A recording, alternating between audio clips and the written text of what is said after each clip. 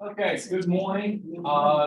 We are short, either one or two people for a forum here. They are probably wandering around looking for a place to park somewhere. And so what we're gonna do is we're gonna go ahead and call the meeting to order.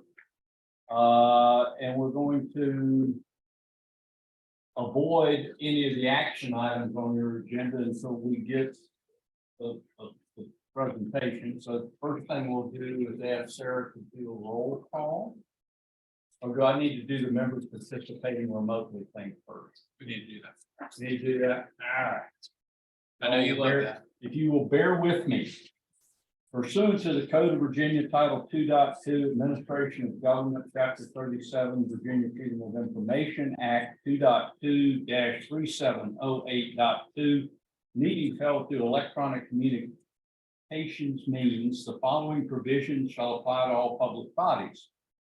Subject to the requirements of subsection C, all public bodies may conduct any meeting wherein public business is discussed and transacted through electronic communication means if on or before the day of the meeting, a member of the public body holding the meeting notifies the chair of the public body that A, such member is unable to attend the meeting due to a temporary or permanent disability or other medical condition that prevents the member's physical attendance, or a family's member's medical condition that requires the member to provide care for such family member, thereby preventing the member's physical attendance. Or B, such member is unable to attend the meeting due to a personal matter and identifies the nature of the personal matter. Participation by a member pursuant to this subdivision B is limited each calendar year to 2 meetings or 25% of the meetings held per calendar year, rounded up to the next total number, whichever is greater. Following business shall apply to regional public bodies. Subject to the requirements in subsection C, regional public bodies may also conduct any meeting wherein the public business is discussed or transacted through electronic communications meeting. If on the day of the meeting, a member of a regional body notifies the chair of the public body that such member's principal residence is more than 60 miles from the meeting location identified in the required notice of such meeting. And I have been provided notice 3 working days prior to this meeting that the following members are to participate from a remote location that is not open to the public for the following reason. And they're all the same. Kim McClellan, Renee Daniels, Joel Griffin, and Kimberly Young are all more than 60. That's not typo. Are all live more than 60 miles from that. Do I need a motion? Can you reread it? I'm just kidding. I thought I could get by with it. I would just say, yeah, all this and those kinds of things. Is there a second? Second. Vote on it. We don't have a quorum. Well, with Have a the, tour with people. with the 2 online that have notified you, now we do. Oh, we have a quorum. Okay, so all those in favor, please say aye. Aye. Okay, thank you. All right, now can we do the roll call? Billy Beal, Here. Rob Portel, Here. Derek Day. Here. Felicia Ainsa. John Anzavino. Here. Eric Calvert. Renee Daniels, Here. Bruce Davis. Jackie Davis. Here. Jan Urquhart. Here. Val Folds. I believe she is in the parking lot. Joel Griffin, Here. Lisa Hull. Shannon Kennedy.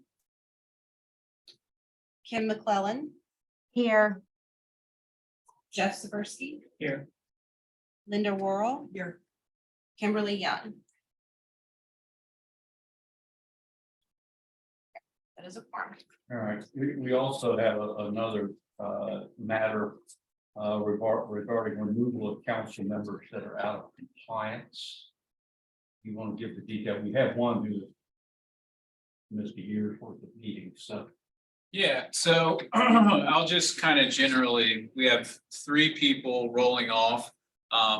Marthea Haney,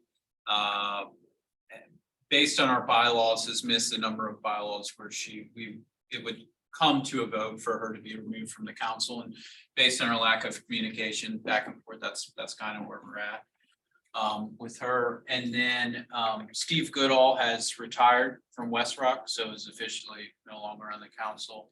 And then Morgan Quick has taken a job with the private sector, is out of Richmond County and is no longer on the council. Okay, thank you. So we do need a motion though. For Marthea. Second. Second, any discussion? Okay. All those in favor, please say aye. Aye. Aye. Or as a reminder, we were having some trouble with attendance at one time, and the council actually passed a addition to our bylaws and actually discussed the, I guess, the attendance requirements, and you were supposed to be notified and you have a chance to make it up and those sort of things. I have two introductions, but I guess one, Derek Day, who is the dean here at VIMS. I just wondered if you have any words of welcome or anything you'd like to say, or Yeah, well, welcome everybody to campus. This is not the first time this has been done here, right? no, I think it's second. Okay. Yeah, we're glad to have you. We've got, I know part of your day is the tour, and we've got the new ACUP Center that probably many of you have not seen, which is pretty special. Unfortunately, we don't have the new Chesapeake Bay Hall, but we have enough construction to interfere with your parking. And that'll be up in about a year and a half. Stays on schedule. So I hope you enjoy the visit and welcome to campus. Thank you. Then also we have here for her first meeting, Karen Bryce Rowland. Thank you and welcome. So get an opportunity to break with lunch to introduce yourself. That would be good. We do have a section here for public involvement. If there's anybody not on the agenda that has anything to say, this would be the time. But we do require that you notify us in advance that you want to do that. So I'm going to ask Sarah, will we have anybody want to do that? Yeah. So we've skipped over the public involvement. Next, consent agenda. January 23rd minutes were included in your package. If not, have a quick read of them. Sarah's got some of them up there by her. But we could we get a motion? Second. All right, got a motion and a second. Any further discussion? I just wanted to discuss this. I actually joined the meeting late after roll call, so I'm not noted, but I did attend the meeting. I just joined after roll call. Okay, I'll make that change. all right, we will make that. You'll amend your motion with that change. Make that change. All right, and Jeff, you second? Yep. All right. With the change, all those in favor, please say aye. Aye. Perfect. All right, presentations. First up, remotely, Todd Gillingham.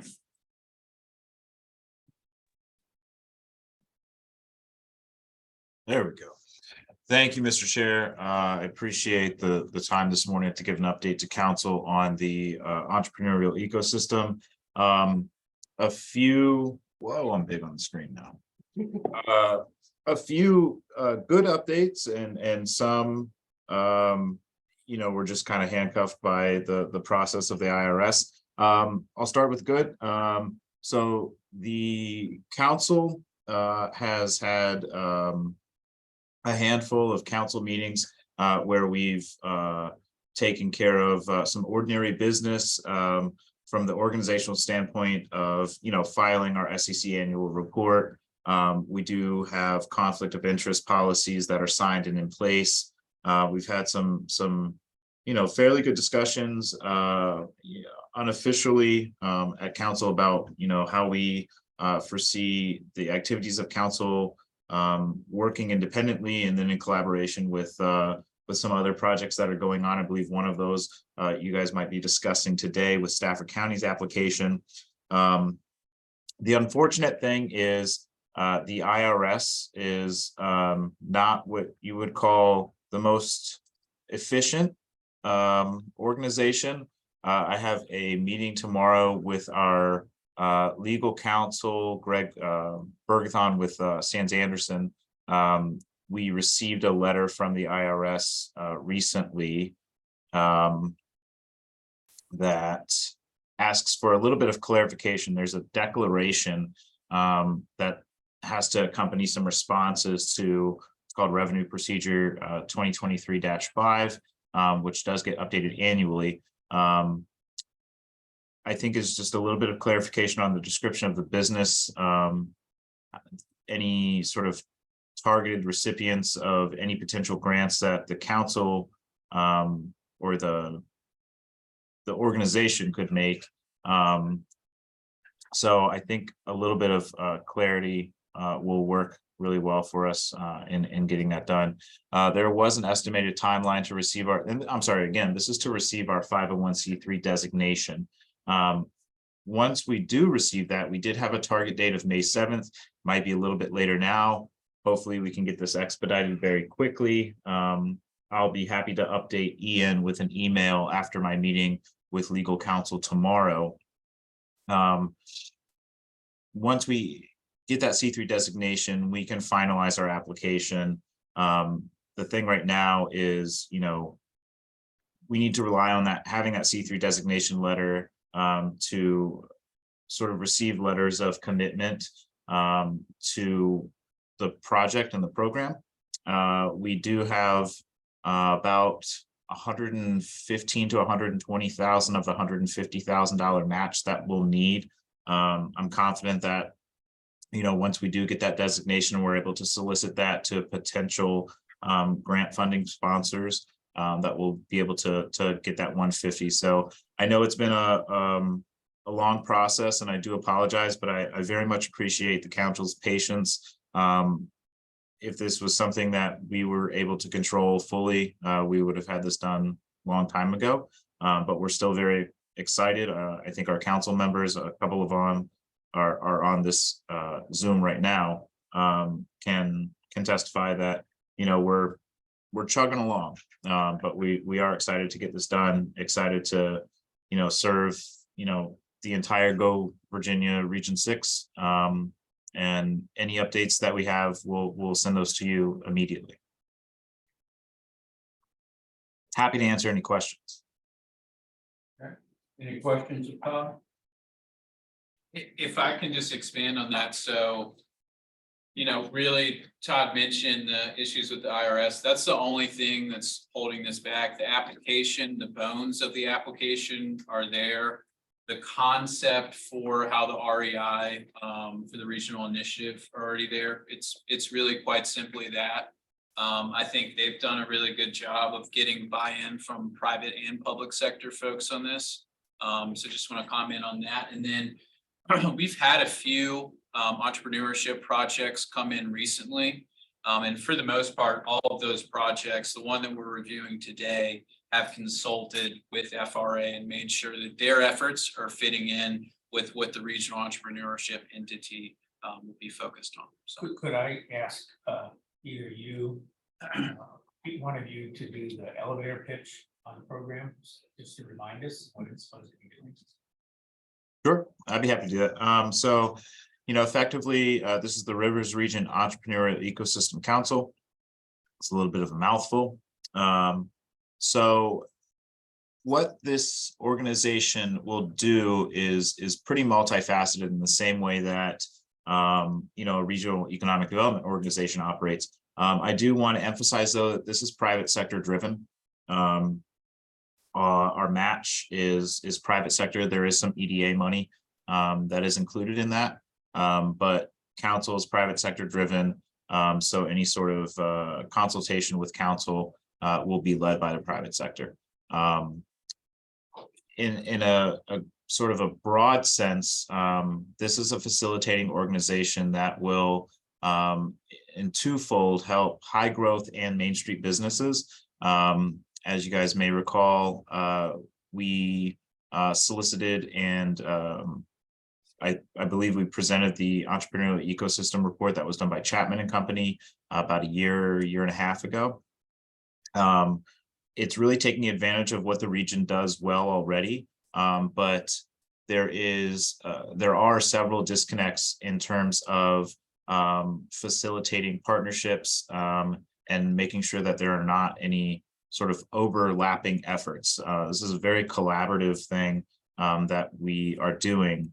From a Go Virginia Council standpoint, the focus on the high growth businesses are those that are targeted in the target industry outline, right? That's done by the oh geez, the report that's done by DHCD to find the target industries. I'm having a little bit of a block this morning. But on the What? That's in our G and D plan. yes, the growth and diversification plan. Thank you. But on the Main Street businesses, and we've talked to council about this in the past, translating Main Street businesses into high growth businesses is something that is a target for us as well. Definitely leveraging and promoting the funding mechanism, the capital resources that are existing in the region already, and promoting new sources of revenue or funding for those industries as well. So this is something that Shenandoah Valley Partnership does. Roanoke has one as well. They work very well. Richmond obviously does this very well also. So that could be a Chamber of Commerce approach where they meet people, or it could include training. Or so I'm wondering if you take a second, talk about specifically some of the things you might do. And then secondly, I wonder if you could define high growth, which is not the same as high wage. And Main Street tends to be small business, so I'm wondering if you could also take a stab at that. And also I would say the third point is high growth and Main Street are not necessarily in this aimed at high tech. It could be service or what. Yeah, so I'll answer your first, or I'm sorry, I'll answer your second question, and then I'll have to ask you to repeat the first part. I broke up a little bit there.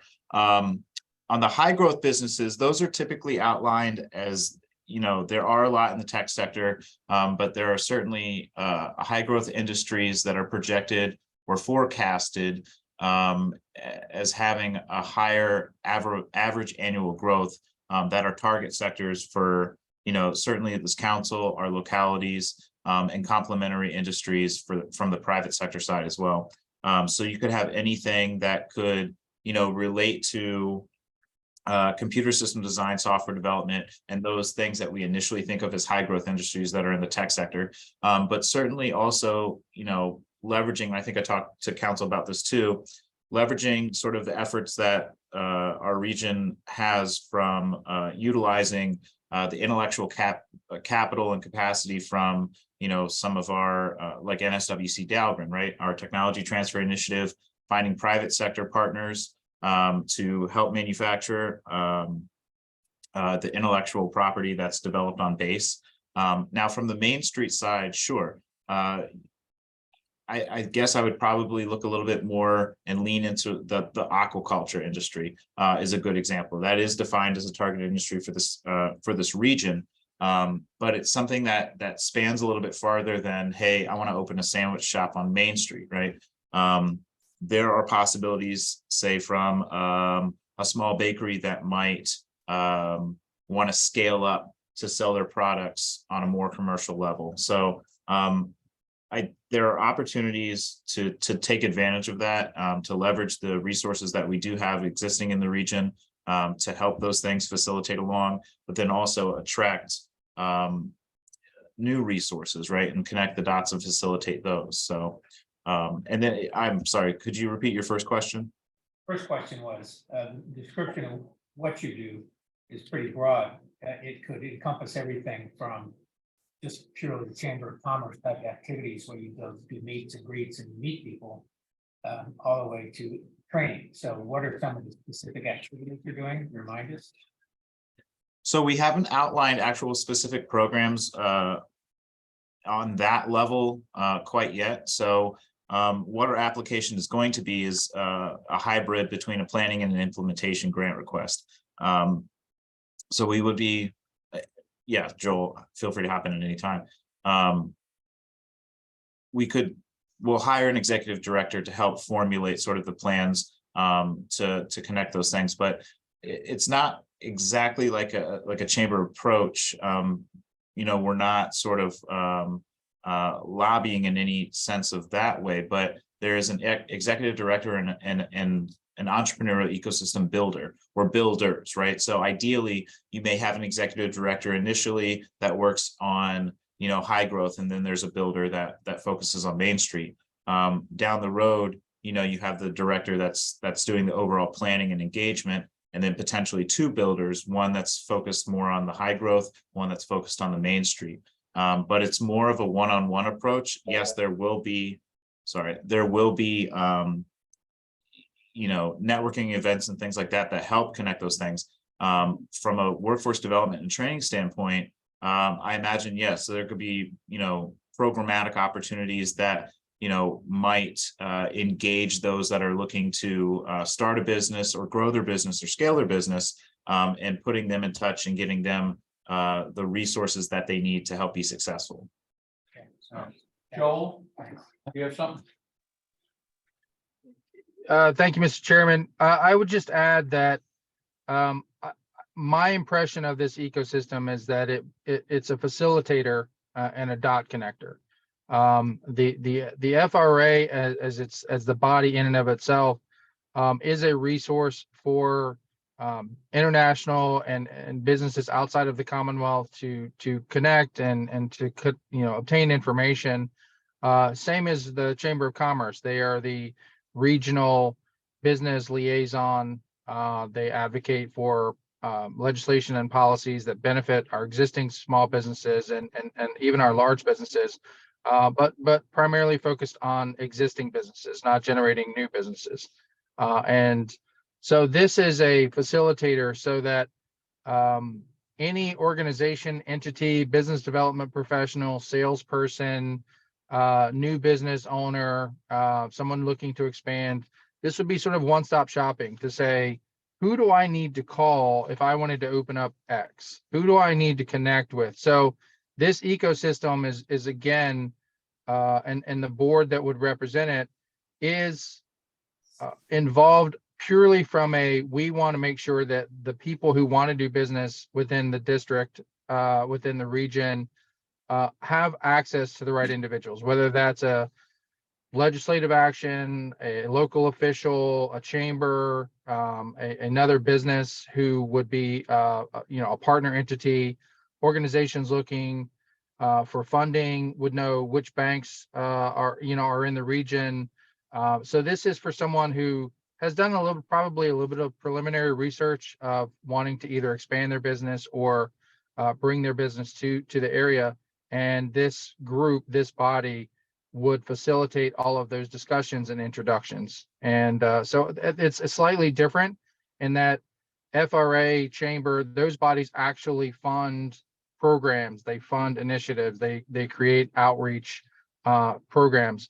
This is sort of reversing that and saying, we're not looking to offer anything per se, other than getting you in front of the right people based off of the question that you have. thank you. Other questions? All right, we'll look forward to when you get your 501c3 designation, you can come back with that grant request. Me both, Mr. Chair. On an update, we've got a consortium workforce development board TPI project update. So there we go. And I'm just Nathan gonna and Jackie. roll to Mason. Sounds fancy. Oh, good, you've got it pulled up. It's okay if I just sit here? Is it- Yeah, sure. Okay, hey, good to see you again. So hi, real quick, my name is Mason Bishop. My company is Work Ed Consulting. Been working closely with Jackie and we've been hired to assist with this talent pipeline initiative.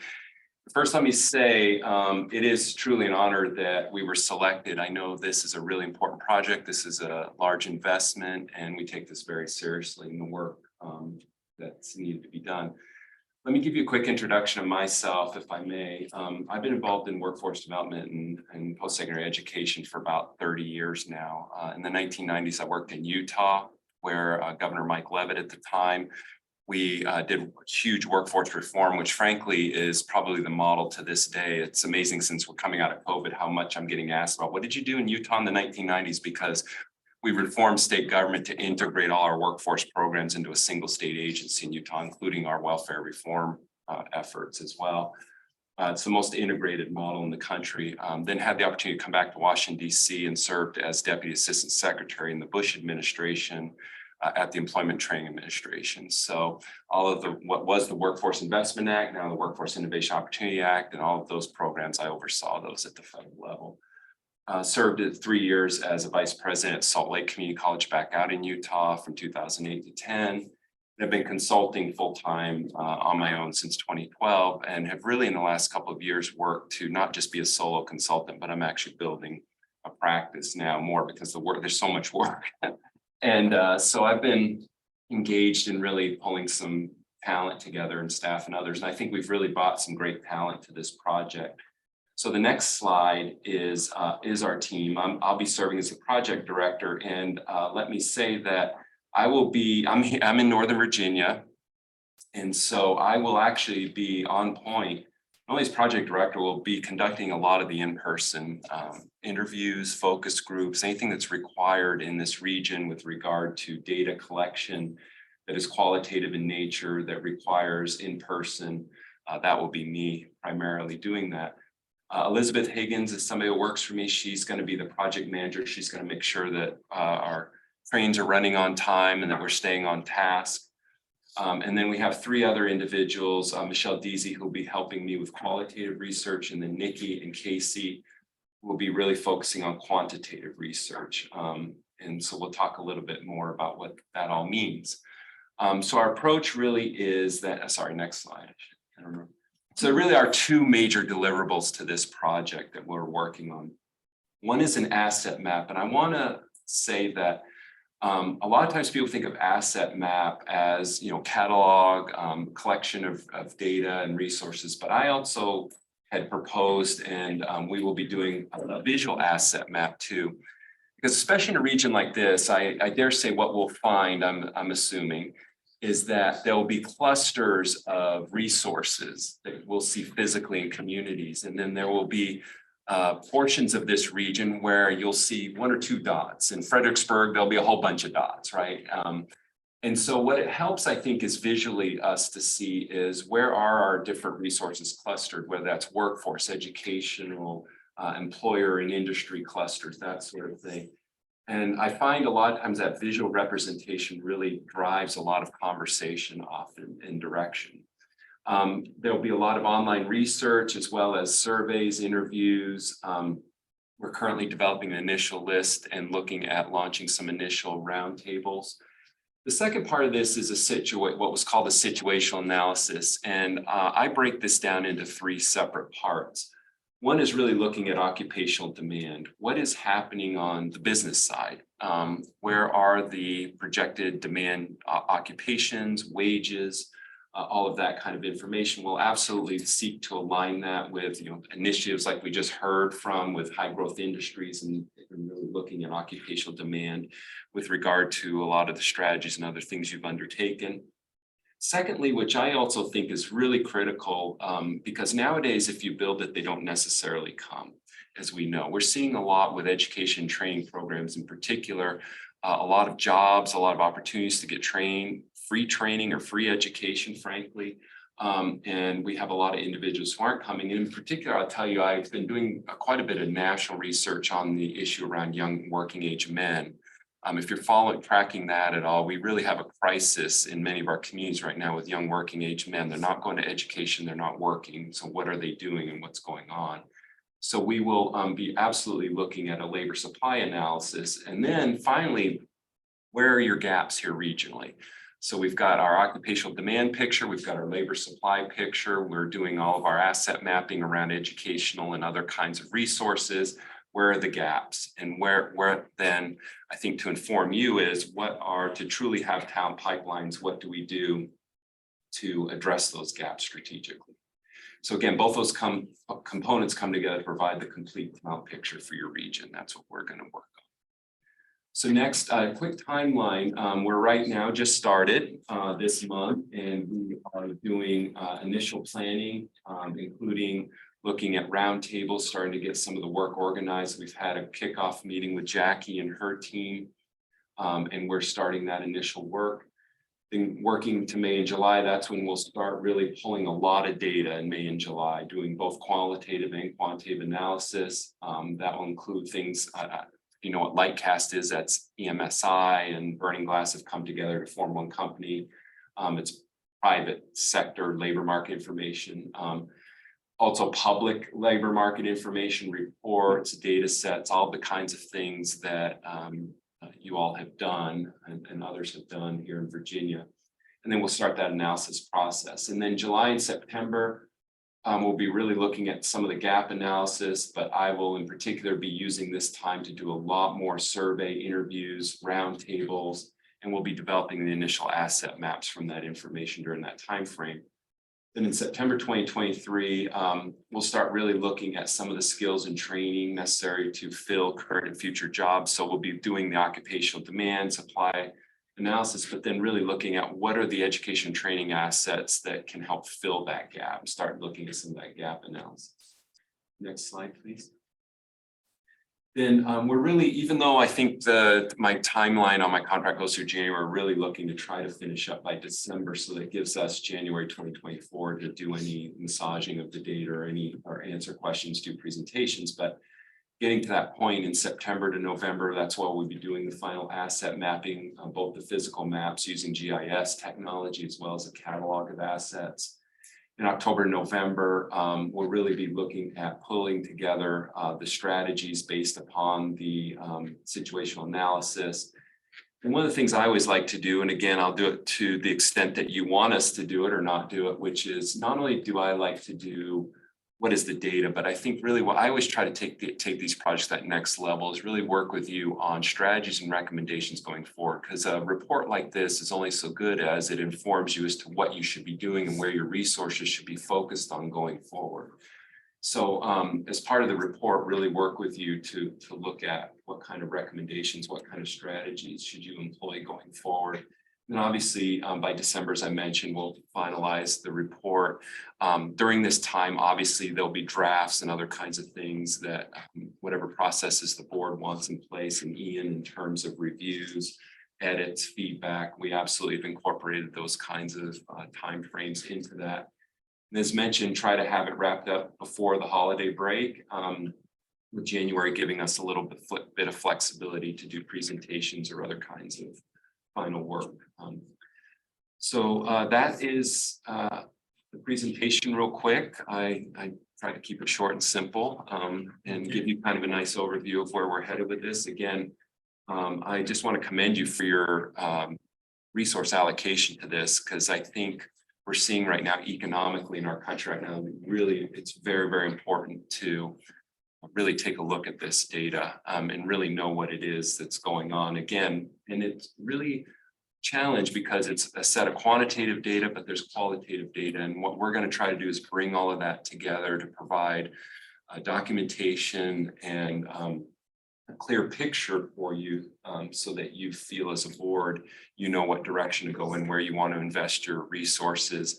And I would say that I think it's really a best practice, frankly, that you as Go Virginia and Jackie as the Bay Workforce Consortium Board are coming together, because as you know, much more of economic development's become talent development over the years. I mean, you have other things, infrastructure investments and tax policies and things like that, that obviously are critical infrastructure.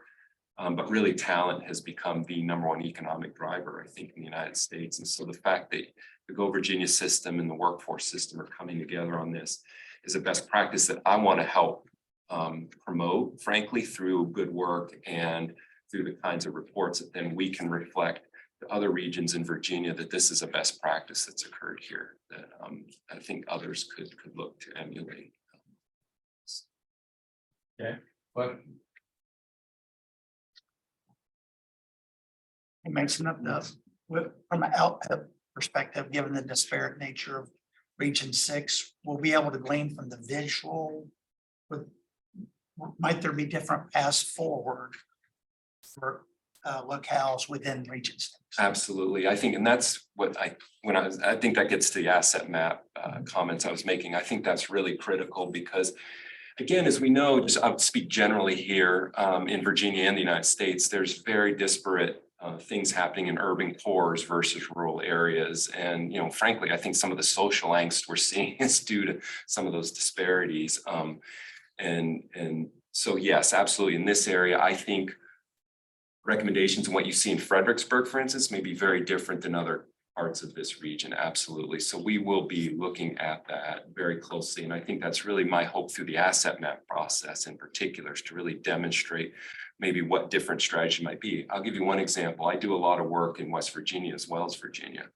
And I have a particular community college I'm working with out there that got a grant from the Department of Labor to help disadvantaged youth with getting access to training. And you know what they found their number one intervention they needed to do? Rent a van and go pick these kids up in very rural parts of West Virginia in their community and bring them to campus to train and then take them back home, because transportation was the number one barrier. They couldn't get to the training. My goal is to find those kinds of nuggets for you throughout, and they may be different for different parts of your region, but that would be my goal, is to have those. I always call them the light bulb moments. I hope that there's a number of light bulb moments that are contained within this effort that help you going forward. Thank you. Yes. And the light bulb moment is great, by the way. Thank you. You're welcome. So this is just a couple of quick questions. Again, refreshing myself and others. Yes. Region 6 focus. Yes. And just to know, you mentioned a man in college. There's a New York Times article this morning that historically black colleges are only 1 out of 6 is a black male. The rest are all women. So that community has particular issues. Yeah, College absolutely. grads. Absolutely. Third, Virginia Ready, and have you talked to Karen Merrick? I have not yet. Okay, she's the Secretary of Commerce. You Yes. probably want to make a foray in there, because the governor has said he wants to create 10,000 new businesses and X number of new jobs. Yes. Got goals, and I'm happy to make an intro. Thank you. I think one of the things that I'm always skeptical about on these programs is I think it's very difficult to actually identify the jobs of the future. Karen and others and I have had that conversation. Yes. You either get an overshot or a miss shot. I mean, it takes 4 years to educate somebody if they have to go through the college track. If you're trying to reach down, like Matthews County, I was trying to create a STEM pathway in their system. Well, that's 12 years. Yeah. Plus 4 years if it's white collar, Yeah. 2 years of blue collar, 0 if it's directly in industry. So it's really hard to predict that. And then the third, and so I'd be interested in how you think that through. Sure. And by the way, I work for 41. I know you're 42. Yeah. And the final one is how you take all this and turn it into specific opportunities. So Fredericksburg area, which is the dominant player in Region 6, all the growth is my county and some of the others are losing people, aging in place. We dropped from 10,000 to 8,000 population last 4 or 5 years. We dropped from 1,000 school kids to 800 last 3 years. And all of these things, none of these things are well, but they represent an opportunity. So if tech is growing in Fredericksburg, some other industry, faster than what's growing indigenously, that becomes a remote work opportunity. So someone needs to be thinking in those ways. So I wonder if we could talk about companies. Sure. No, those are great questions. On the young men thing, absolutely. Working age men are struggling, and minority men of color are struggling even worse. I have community colleges that are 2 to 1 female, period. They're both their transfer programs and their terminal workforce programs are 2 to 1. So it's an issue that I think everybody needs to kind of look at right now. In terms of jobs, I agree with you. I think the greatest challenge. So let me start by saying I'm going to editorialize for a second, if I may. I find in the 20 plus years I've been involved in workforce development, I always say it's very trendy and it drives me crazy. What I mean by that is, I remember when I was Department of Labor, biofuels was the biggest thing. Everybody was gonna be biofuel, and then manufacturing, and everybody's gonna be a manufacturer. Now it's EV and green. Everybody's gonna be an EV, and they're gonna, every community in America is gonna, produce batteries for EVs and stuff. And so I like to always get beyond that trendiness and say, okay, what's real? I mean, what's really happening? And maybe battery isn't the thing you should do in this region. Maybe it's something else. So I'll say that in terms of editorializing. I think the challenge we all have right now, and it's going to be very imperfect science, because if any of you are listening to the whole virtual reality, artificial intelligence discussions, I was on a I was running Saturday night, listening to a Twitter workspace or a Twitter space, and they were debating the whole AI thing. And that was like, wow, this is like crazy. I am very concerned personally right now that we have no idea what the impact of AI is going to be. And the irony is AI may impact the professional class even more than it does I'll call it the working class, so to speak, that lawyers and other kinds of jobs that AI may actually replace, law clerks and things like that, for instance. So part of the challenge we're going to have, I'm just going to be upfront about this, is I think what we will try to do is talk about not only what trends we're seeing with what data we can get a hold of, but then, maybe take some opportunity to have some discussion in the final report around here are the kinds of things that you're going to need to just track to see, does this change? Because I think you're right. I mean, it's really hard. I mean, 10-year projections. I mean, so much happens in 10, even 5 years now. So I would just say we can only, this is why quantitative and qualitative analysis, I think, is both important, because the numbers will be one thing, but then as we talk to people and get a flavor for the communities and what people's perspectives are, I think that can create nuance and flavor to the discussion, the data. So that's why I love qualitative methods personally more than, I'm a qualitative guy, not a quant guy. So I love the interviews and the one-on-one kinds of things to inform these things. So with that, that's how we try it. Now, in terms of the Fredericksburg versus the other areas, again, that gets to maybe a little bit of the prior discussion to me, which is, I think part of that challenge is a lot of times I think our discussions are always about how do we bring another company in, or how do we bring someone outside? And we maybe don't focus as much on what are the ways, is there like a mini cluster that has some potential within our more rural community? And how do we help grow those small businesses or provide them the supports they need? Again, they don't have large HR departments. They don't have all these kinds of things. So is there something we can do to get them more skilled talent if they're hiring 2 of this versus 200 of something? So I think that's part of the discussion. I think another challenge to more rural areas is, and I come from a very rural, I'm from Maine, by the way, my family settled in Maine in the 1730s. So I grew up in the backwoods of Maine. We moved to Arizona when I was 12, but I understand the rural and have a lot of empathy in my heart for rural America. And I think the challenge always is how do you maintain that quality of life people want, but also grow the economy? There's sort of that balance there that I think sometimes can be a bit of a challenge going forward. So, we'll try to work through that best we can. So just one quick comment on the AI. So as an example, we spend money training people for cyber. I suspect, and I'm deeply involved in the tech community, that a lot of that's going to be replaced by AI. Yeah.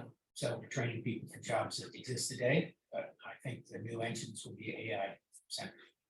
Yeah, I kind of wonder that with the whole green, we're spending so much money and stuff on battery technology and stuff. And what happens if hydrogen or fusion or something technology comes forward here in the next 3 or 4 years? It'll blow the rest of this all away, So I mean, it's hard to, not literally, hopefully.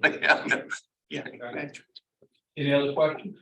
Just last comment, or kind of over time, but administratively, so this is kind of a program that came out of the governor's office as flowing through DHCD and then flowing through Virginia as a result of that. I think, Annie, correct me if I'm wrong, we are the first, but how many other regions have taken this? Region 5, or sorry, 2. Okay, so one other, but anyway, there is supposed to be a future allocation of money, so 500,000 per region, depending on the budget this year, for capacity building, the council will be at our discretion or your discretion as to how to allocate that money. And then there's also a separate pot of money. I talked about this before, but it's about $20 million for projects that will all follow up on the work of the TPI and the data that comes from that. So we have to complete this project before we can access that one. So that's kind of the pathway. When will that money be available? Well, it depends on when the budget's passed at the state level, and then Annie, I think after that, really kind of immediately for the 500,000 for the capacity building. Yeah, we would need to come up with administrative guidance. Exactly, so there. And the budget.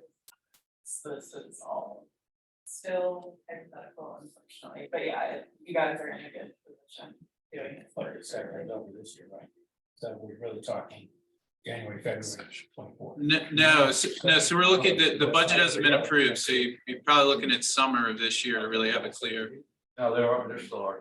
Yeah.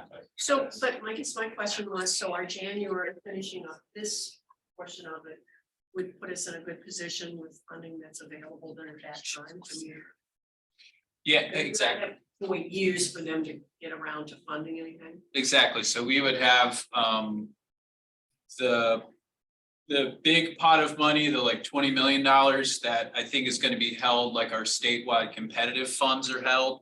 That'll be made available to us after completion of this project. But again, I think DHCD will still have to come up with some guidance and clear indication of what that path looks like. But we would prioritize getting it as possible.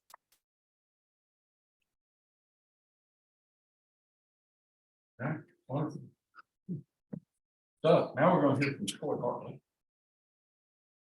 And I guess really about one of our very first projects that we did, and I think the only one that we've had that went to state competitive and was awarded some money, so. And we can hear how things are going. Yeah, thank you, Chair, and thank you, Council. Look forward to giving you an update. Next slide, Sarah. I may take a one step back for new council members, just to give you a little bit of history of where this came from. Back in 2019 or so, Virginia Seagrant got a planning grant from Region 6 to explore the best position for Region 6 in the emerging coastal resilience adaptation, water adaptation economy domain, and put together an action plan. Those identified several of the economic assets that this region has for work in that space, including a network of waterfront properties that are in the public domain, as well as access to multiple universities, both here at VIMS and with Virginia Sea Grant, a multi-university consortium model, and a real culture of being used to kind of doing a lot of public-private partnership activities. And those are some of the strengths that positioned you well for diving into this domain. And it was clearly emerging needs. You're a vulnerable region from a flooding perspective. And so that also raised needs for thinking through what do the designs of buildings on these waterfronts look like? What is the future of new nature-based solutions, rural water, wastewater and water management kinds of challenges, and the working waterfront domain? How do we think about what the future of our community looks like, and expanding the toolkits of solutions? All of these priorities ended up both in some of your growth and diversification plans, but also the community's CEDS plan, community economic development plans. It's important for future funding opportunities, Sarah. And then based off that planning grant and the clear need and the interest in emerging work in Region 5 on these topics, there was an interest in coming together as a region and going after a statewide Virginia grant that would be led by Virginia Sea Grant with a big team, and that was thinking about how do you go about building an innovation ecosystem in this space with these teams, with these assets, thinking through how you develop successful entrepreneurs and industries, how you collaborate with universities and continue to do R&D work and continue to produce innovation, as well as growing the workforce to support those companies. And it was that kind of framework that we put together. And I'm going to walk through each of the components real quickly. Next slide, Sarah. First step of the 3 or 4 steps was working with our partner at Rise, who runs business competitions, placed out for the private sector. Here's a suite of challenges that we're facing in coastal rural context. And many of those were the things I mentioned earlier: wastewater management, septic systems, shoreline issues, nature-based solutions. And these were the 3 companies that came forward and won in that competition. They're all online. I'm actually going to let you hear from them directly, more than giving you a lot of details on this. But Biogenic Solutions has a team of folks that are employing some innovative shoreline stabilization and nature-based solutions in combination. Natrix has advanced 3D printing technology and is thinking about beneficial reuse of dredge materials. And Triangle Environmental thinks about advanced wastewater treatment capacity, scaled down, very scalable technology, but including something that can be scaled down to a plant size, be integrated into a home, and potentially remove the need of a septic system. So those were the 3 winning companies. Next slide, Sarah. A 4th nonprofit that was in the mix that was addressing some really, really important issues in aquatic plant production, but as a nonprofit, not a business company, didn't succeed in the business plan competition. But Virginia Sea Grant, independently of the Go Virginia, but leveraging those monies, put some dollars towards this, towards Hold Fast. They're a nonprofit that supports returning veterans, both with therapy programs, but also really important kind of work-based and community-based activities in nature. They do, oyster aquaculture. They're thinking about aquatic plant production issues. A major bottleneck in living shoreline activities in the region and restoration activities is availability of plants. And they actually now own a property adjacent to one of the PAA properties, and we're going to tour later today. Sarah.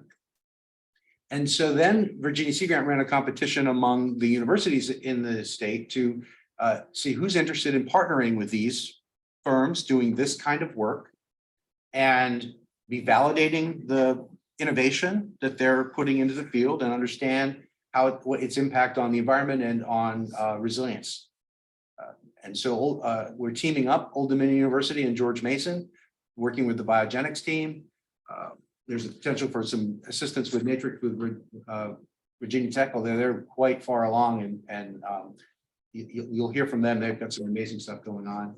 Triangle Environmental, we're partnering up with both architects and biologists at James Madison University to be thinking about future designs of buildings that might integrate this kind of technology. And Norfolk State University is partnered with Not Alone. So each of them have independent work plans and budgets to be conducting their work, and they're working in partnership through a public-private collaborative research project. Next slide. Another component, and it's something that certainly through Rise's experience over the years and running business plan competitions and conducting this kind of work in Region 5, a lot of the companies that are doing these innovative technologies and solutions are having a hard time finding the technicians in the workforce to it's not trained in that particular dimension. So how do we get them the workforce they need? And so we have a partnership with the Rappahannock Community College and are providing all of the businesses with apprentices as well, going to help them build some of that technician level support. Next slide.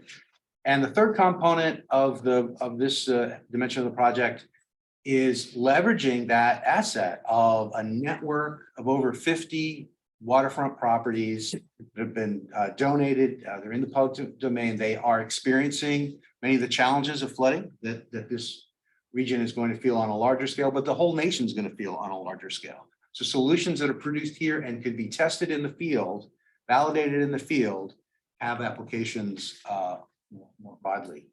And it's a real unique asset that we have not found anywhere else in the United States. So it's pretty powerful. Next slide. And so I'm going to actually turn now to let you hear from the companies, a little bit about what they're experiencing so far in this project. I should mention that we're at a stage where the university work plans are just coming online now. So some of that work is still pretty preliminary, but they've gotten rolling on some of their activities as well.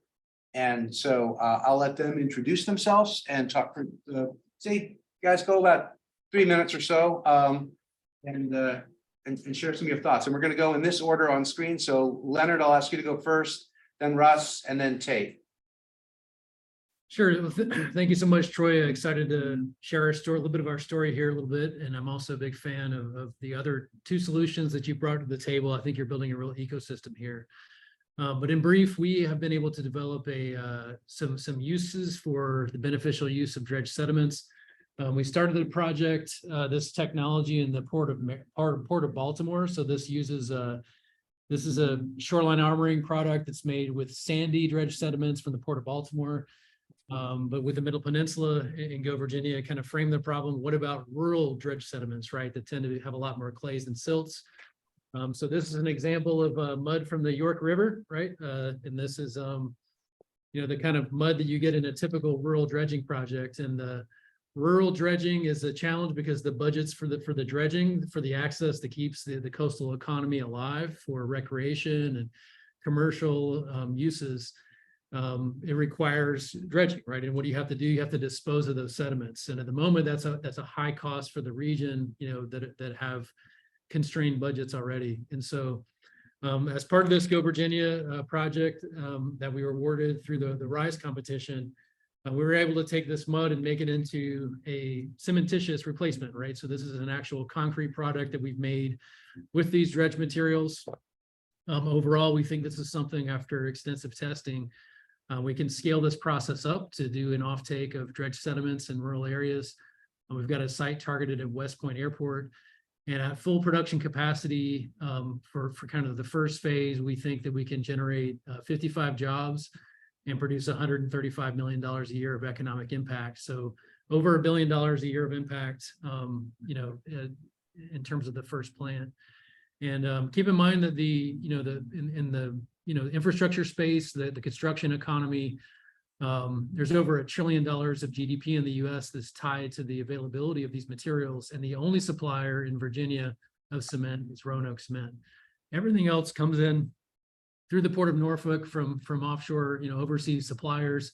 And, that supply is not guaranteed. So in addition to the job creation, we feel like there's a real economic security angle here in terms of using your waste materials and doing something that's a fundamental building block for pretty much anybody that you see driving a pickup truck, right? Pouring driveways, drainage, building houses, commercial buildings, those all require, concretes. And again, Roanoke Cement's the only game in town, and their capacity is tapped.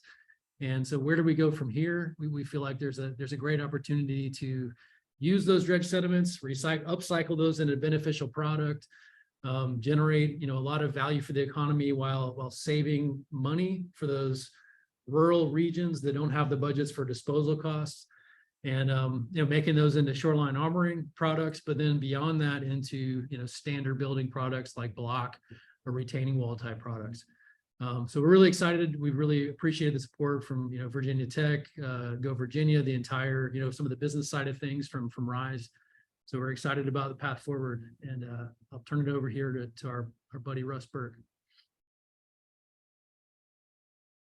Thanks, Leonard. I'll also note that there's been tremendous kind of carbon reduction impacts from the production of concrete through that mechanism too. So a lot of benefits coming from that. Russ? Yes, thank you very much. I appreciate the opportunity to speak to the Go Virginia Council here. It's been a real pleasure to get to know the other teams that have been involved in the Go Virginia grant for this cycle, because we have come to address coastal resilience solutions in different ways, but we have all seen that the needs are growing and that especially in rural communities, there doesn't seem to be the type of leveraging force and tax base that we see in more suburban and urban environments. And I've been working in the field of oyster restoration and living shorelines for 2 decades.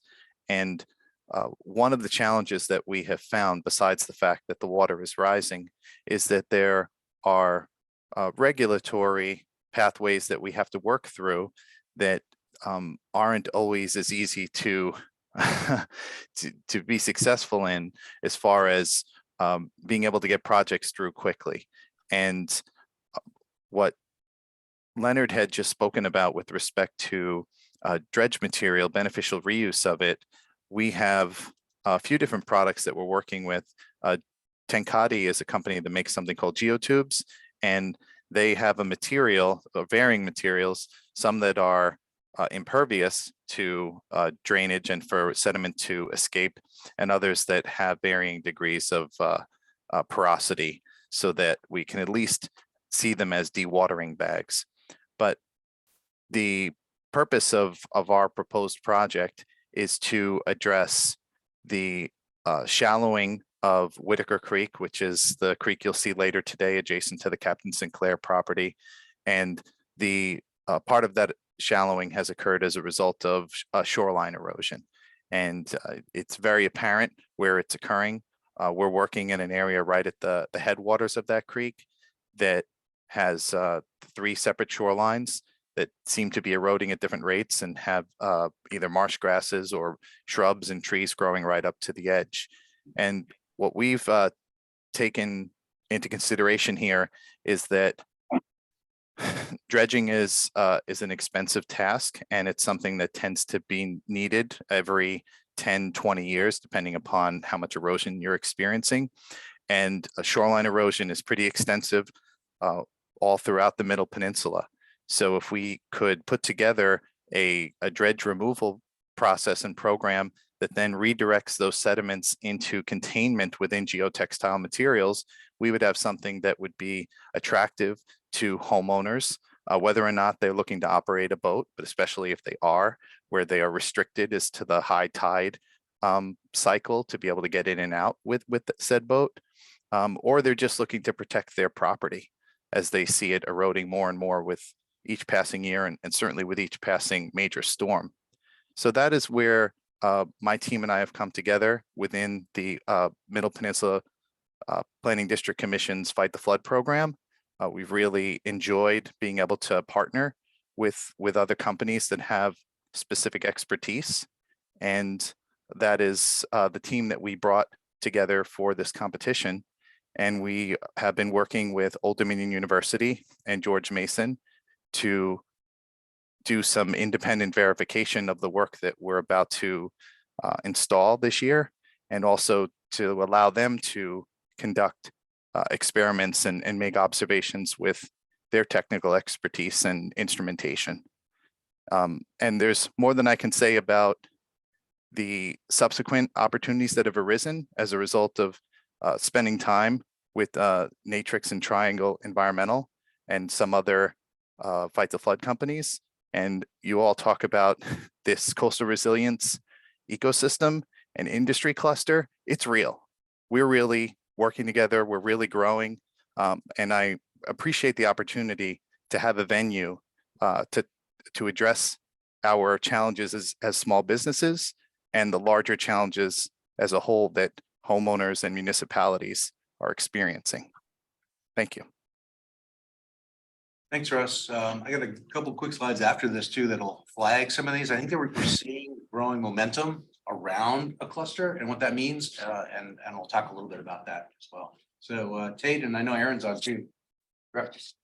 Yeah, we appreciate you having us and appreciate the dedication towards supporting small businesses like us. So I'll give a quick background on Triangle Environmental. We're a small business based down in Durham, North Carolina.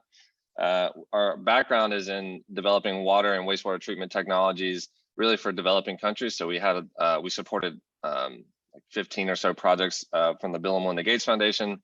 So Aaron and I have a lot of experience working in wastewater. And since we work on septic solutions, I won't hold up a sample of that like the other businesses here. But yeah, so we had a lot of experience of that. More recently, we've been transitioning those technologies and our experience in that to face some of the septic challenges that we're really facing in the US. And so the Go Virginia funding through RISE brought our attention to the needs in rural coastal Virginia with failing septic systems, saltwater intrusion into wells, and the resulting property and tax loss because of that. So there's a lot of a lot of challenges and a lot of opportunities. So we're developing systems that can treat septage and gray water for non-potable reuse. And like Troy said, we're really trying to potentially eliminate the need for a drain field, which opens up a lot of opportunities for us here. Through the Go Virginia funding, we're going to be piloting 2 systems, one at a residential facility at a home and one at a commercial facility. And so, if you're around, we'd love for you to come see those once we get those up and running in the next few months. We also have funding from the EPA, and we've gotten funding from other groups. Well, one thing I think is special about this funding is just all the support that comes with it besides just the money, which is great. But Louis and the group at the Middle Peninsula Planning District, the PAA, Virginia Sea Grant, and then our partners at JMU really provide a lot of support, a lot of the local context, getting us to conversations with people that we need to be talking to. Treating and reusing septage, like the regulations around that are very convoluted and tricky.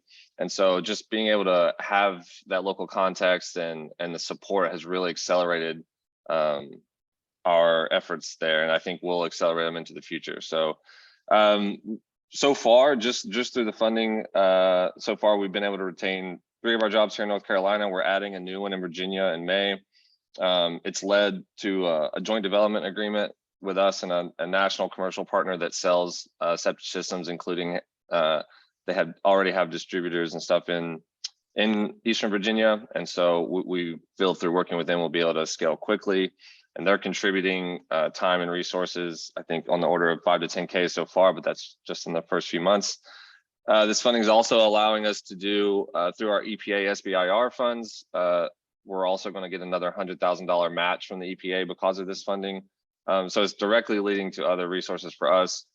And I think we're really building, if we're able to show these pilots to be successful, a path forward, because this is affecting thousands of homes. So I think there's a very large opportunity for us. And I think we're setting it up to scale quickly. So like I said, the teams have been great. Meeting all the people that are involved in this has been awesome. And I think we really have the support that we need to scale quickly. So thank you. Thanks, Hayden. And I'll let you guys ask questions of them too. Next slide, briefly. I think as you think through what an industry cluster is, there's a lot of discussion about how do the community of industries actually start collaborating with each other occasionally, partner, go after new funding, leverage each other's skills and capacities. And we're seeing that happening already, just among these 3 companies with conversations that we've enabled and that this project's enabled. And I think that the model that we put together, right, this model of business plan competition, partner with universities and in an R&D collaboration, and then test it in the field, that's been a unique model. And it's really beginning to show some momentum. Next slide. And some of that momentum has been in a number of new opportunities that have emerged that are leveraging dollars. Certainly you've been hearing a lot about Fight the Flood, which is a really innovative approach in the Middle Peninsula to be helping create a demand and opportunity for some of these companies to sell their new innovations pretty quickly and continue to get a foothold in the world. But we're also finding new companies that are coming to us and partnering. We're working with Hanbury, an architectural firm. They're leveraging their support of workforce development to be looking at these resilience design questions in our context and looking at these properties as places to think through what's the future of buildings going to look like and building workforce there too. So private dollars being leveraged by Hanbury. We're on large NSF proposals through the Virginia Innovation Partnership Corporation, which could bring the PAA properties into the network of some of the advanced smart tech and cybersecurity and economic development initiatives that are going on in the state. through the smart test bed up in Stafford, but also just more broadly thinking through, are these new situations to be thinking through what some of that smart tech could provide. And I think my last slide is next one, Sarah. I mean, or just 2 more slides. Certainly, Russ mentioned some of the permitting. These are novel solutions, so these are new for the regulatory community.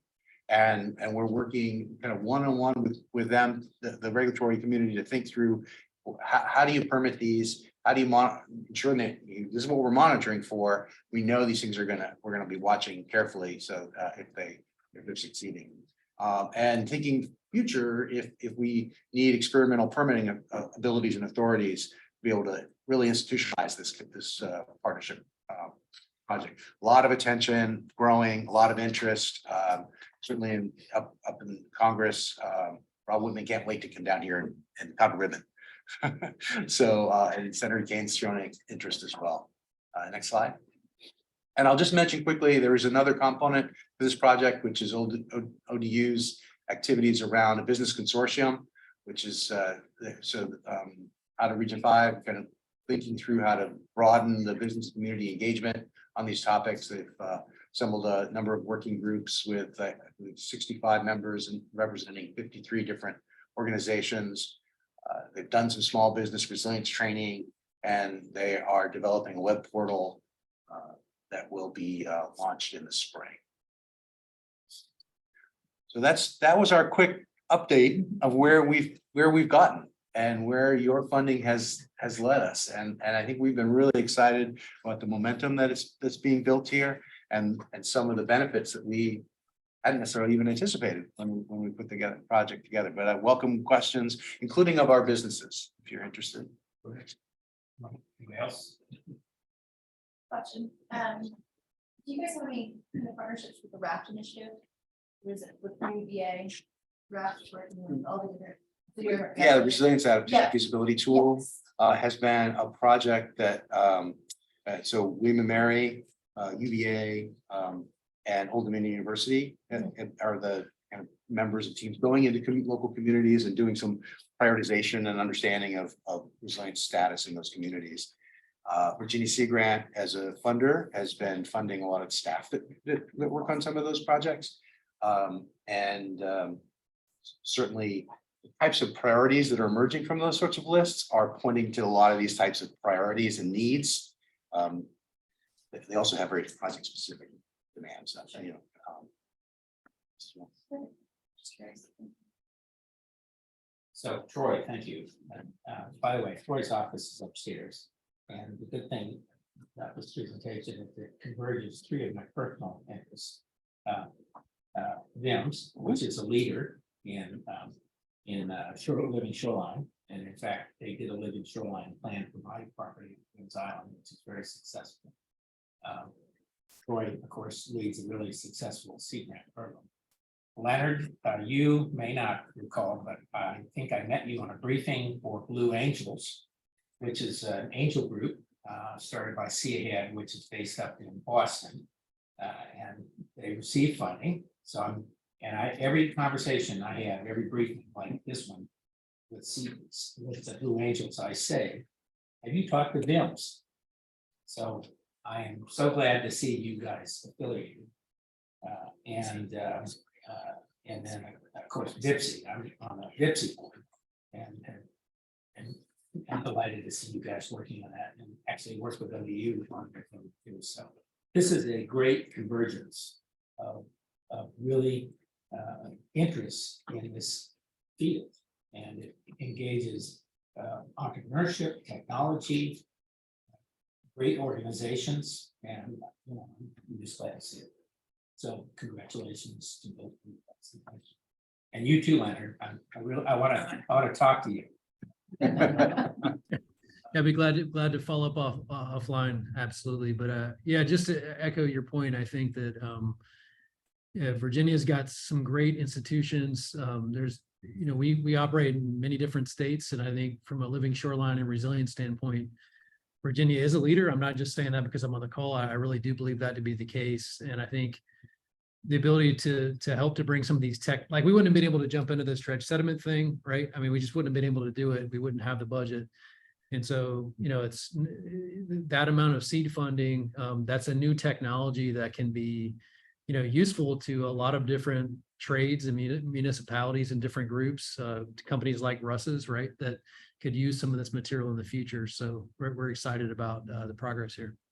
So Leonard, if I can say, we're a success almost despite ourselves, but not these institutions, but many of us live in parts of this state where they don't believe climate change is real. But we are both sinking and rising. So the waters are rising and the land is sinking. So we really have no choice but to deal with it. And ironically, right? That's editorial. Yeah, well, ironically, right, the opportunity in that is that the rest of the world's gonna feel this soon enough. Yeah, absolutely. And absolutely. if there's solutions that we can produce here, there's applications globally. So hopefully Mason takes note. And Yeah, I've been making notes. I think we've also been really pleased with the community, right? The community of building that's happening here. These three companies are very kind of different stages of their growth and their experiences and their own interests. But they are finding commonality and growing together. They're mentoring, they're peer mentoring each other in some ways. And that's been real powerful as well. So how big an issue is this permit? Because it seems to me that everything we're doing is experimental, a trial. if you Right. will. We want to see how it works. And we produce these things. Is it a big issue with the localities? Yeah, Using land as public domain? I mean, I think you're finding, right, this whole investment that you folks made is an experiment. And we're experimenting at every element, how you partner universities and businesses in this kind of way. How you incentivize the engagement among them in that kind of way. And I think for the permitting community, these are new.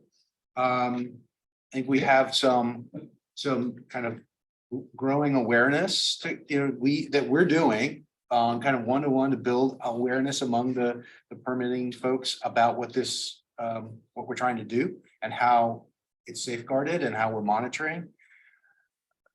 Is there frustrations in that process? Absolutely. Chipping away. And I wish I could say I'm, confident that we'll have a solution tomorrow. I do think there's an institutional solution here that does involve thinking through experimental permit authorities and abilities and the leveraging of these PA properties as a network that exists as an R&D. Think that these localities. Mr. Chairman, and. Well, sure, go ahead. Yeah. So, I'm Louis Lawrence, I'm the Executive Director for the Middle Peninsula Planning District Commission, and most of the companies that we're talking about here are companies that I've recruited. Beyond these three, we've got over 30 now in the Fight the Flood program that are doing and providing services in the Middle Peninsula from Maine all the way to Canada. So over the last 4 years, we went from having no companies and expertise in this coastal resilience space, and now we've got over 30. I provide direct assistance to almost every one of those 30 trying to figure out how to navigate through the regulatory and permitting space. And it's not at the local level. The majority of the barriers are through state administered regulatory programs.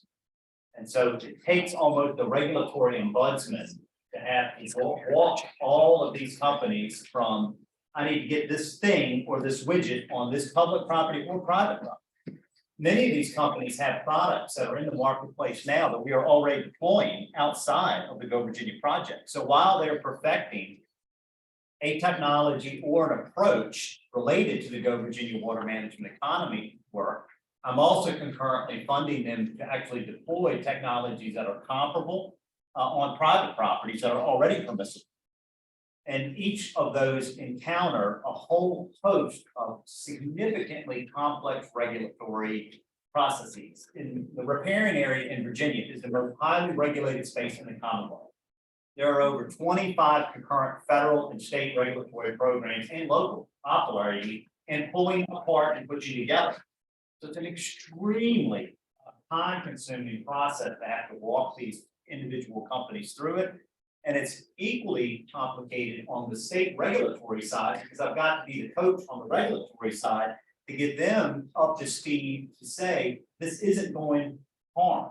The world is not going to end because we took a pile of dredge material and picked it up and stick it in a bag right in the same area where it came from. So it is a tremendous amount of education. So it is complicated and it is robust. But if we don't get through it, we will not bring these solutions to the marketplace. And it touches every facet of land use, regulatory, zoning, financing, all of the stuff. And so much of this, we end up having to legislate solutions at the top level to fix.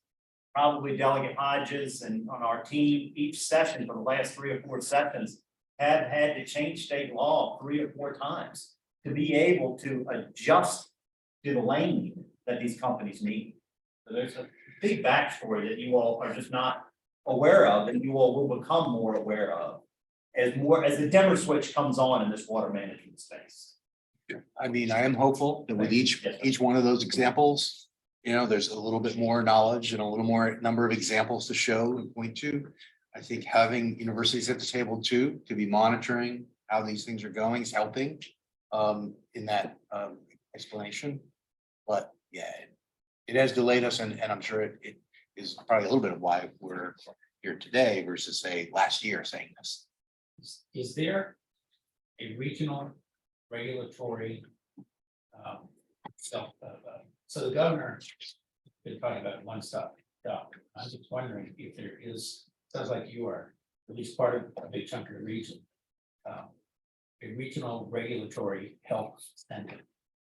We've advocated for that, these last 2 sessions to begin to create that structure at the state level that can add the attention and the focus into this water management space. So that has been in conversation with the governor's team. And that only occurs through iterative conversation. So I want to suggest that I'd like to talk to the best about that, but I think William and Mary has a maritime law program, and a lot of this relates to a lot of that, and with GEMS, it may be that we can do something to extend the kind of things you've already talked about. That would be helpful. Can I say something real quick and bring it all full circle, if I may? My brother's actually in this industry. He's with Anua. I don't know if that's a company Colin Bishop's my brother, and he's actually done some of exactly what you're talking about. I'm sitting here texting him because I'm sitting here having this conversation, guys. I know you know, but to bring it all full circle. So a couple of years ago, you can go on EPA's website, did a whole decentralized wastewater workforce career pathway report and education and training asset map for the EPA for the decentralized wastewater industry, actually. So just thought I'd bring this all these projects are now like connecting here in our Region 6 board meetings. So it's interesting. But I do suggest you're right that we should keep track, sorry, I'll go with that. We are documenting the permit stories so that we have a record that we can, and you guys should watch that. And there may be a time when your voice is going to really. Mr. Chairman, I wonder if we could somehow initiate a project in this area because it's relevant to all the job growth and blah, blah, blah, blah, blah. And perhaps. I think there's a discussion and we've kind of talked about this very briefly, surface level. There's a discussion about the utility of setting up an industry association that can be the spokesperson for this industry. And that's been kind of kicked around on a surface level. I don't know if we could support that through Go Virginia. I think that we could support the legal framework for that, the same way that we've supported the legal framework for the REFA. But I think that there's a lot of utility to that discussion. Any other questions? Yeah, I may make one quick comment on the regulatory front. You know, as you continue to fund technologies, I think we, as an industry, we complain a lot about permitting and red tape and regulations, but I also think technology can, if you can play a part in navigating that process. And so burdensome regulation is going to cause an issue, right? And it's going to keep dollars from flowing into your state. And, you know, I think people like Louis are very adept at navigating those waters, but let's face it, most areas are not, they don't have those kind of resources, and the resource agencies are generally understaffed, and how can we use, and how can Go Virginia help to, how can we use technology to, help people to submit better permits? How can we use technology to help resource agencies make quicker decisions so that they're not taking 3 to 6 months to get something turned around for a simple project, right? So that's something that, I think the three of us from a company standpoint would agree that, like, for example, you can put an addictive app on a phone that makes everybody's life worse, zero regulation, you can sell it all you want into nothing. And we go to try to do something good in the septic space or the waterfront space, and there's just hundreds of hurdles that are in front of you. So the reality is that those things are on the books. And so either we got to take a look at, how do we navigate those, maybe some sort of a lead in the region. And then I think the other thing is, could we use technology to help us to, get through some of those things and to help to facilitate some of those decisions and get information flowing better. So the resource agencies, I mean, they're facing a lot of complexity on their side. And how do they make good decisions, for the public benefit, not make mistakes and not regret things later. So, anyway, just quick thought there from a technology perspective. All right, thank you. Thank you very much for good stuff. We should probably go back and thank Louis for bringing it to us in the first place, or at least getting the catalyst for that. Ian, new business? Or we Kim? just go straight to Kim? I'm kicking it over to Kim. Oh, Yes, good morning, everyone.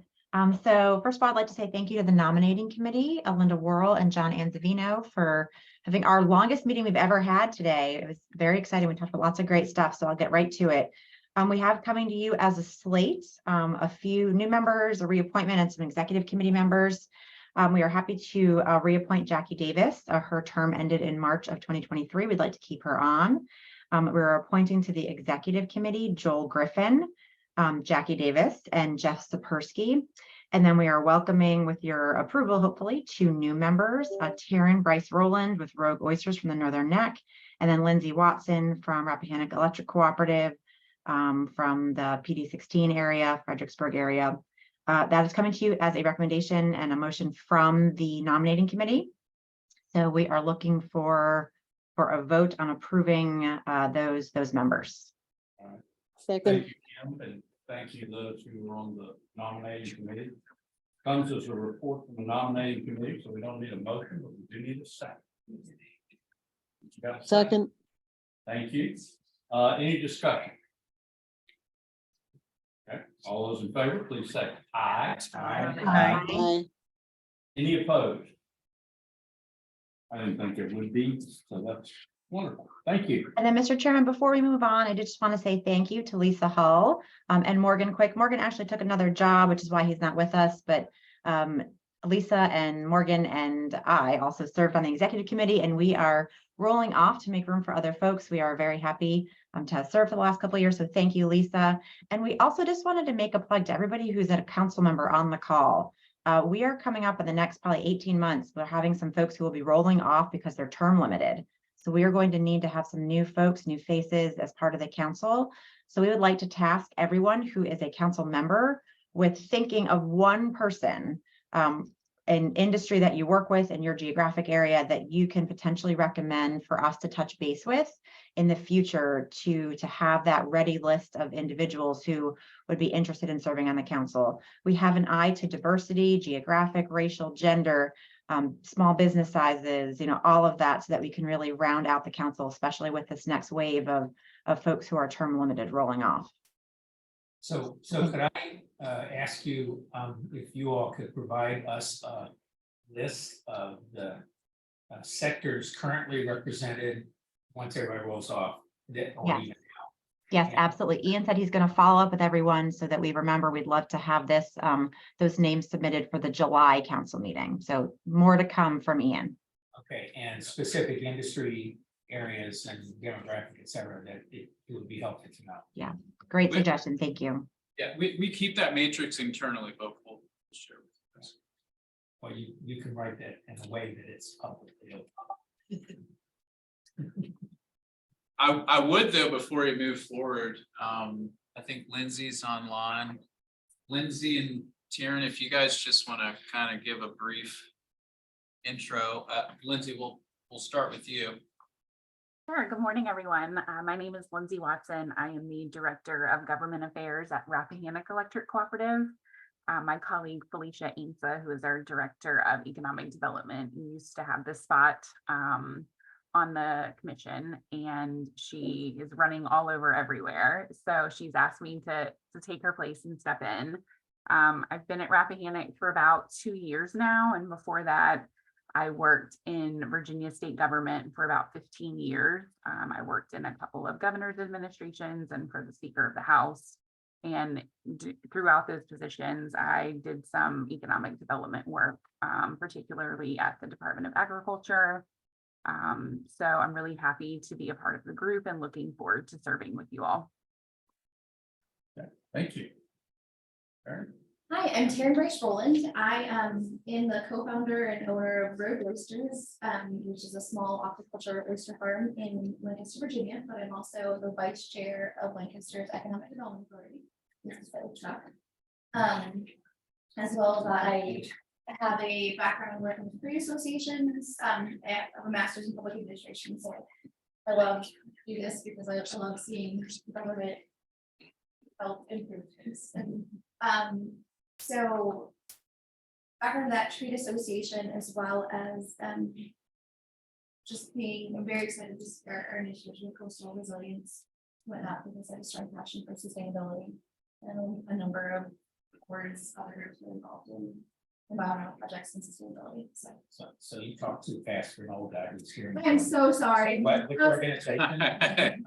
So I'm with Rogue Oysters. It's my Rogue Oysters, my farm that I run with my husband. And then I'm also a technology program manager with the VA with IBM. And then I work with the board of Friends of Rappahannock. I am also a member of Shopper Fish of Virginia. So there's some opportunities with here I'm hearing, and then the Shellfish Growers Climate Coalition. Well, again, more opportunities. Where y'all located? That is in Nature Conservancy. The Nature Conservancy is that program. So national. You're not in national, where are you? National, it's a national National. program. I am in Lancaster, Virginia. That's I'm right. on, yeah, with the EDA with Jeff, or previously with Jeff. Sorry, so I'll read my life story. To also feed you as many oysters as you Come visit. want. Very good one. Well, I mean, I live on Queens Island. We- I'm growing them on rocks. I get damn split here. What design? We are partners with Fishy Holdings with our. Yeah, I was gonna ask you, Michael. Very well. Good man. All right, before we move on, Kim and Lisa, thank you. We will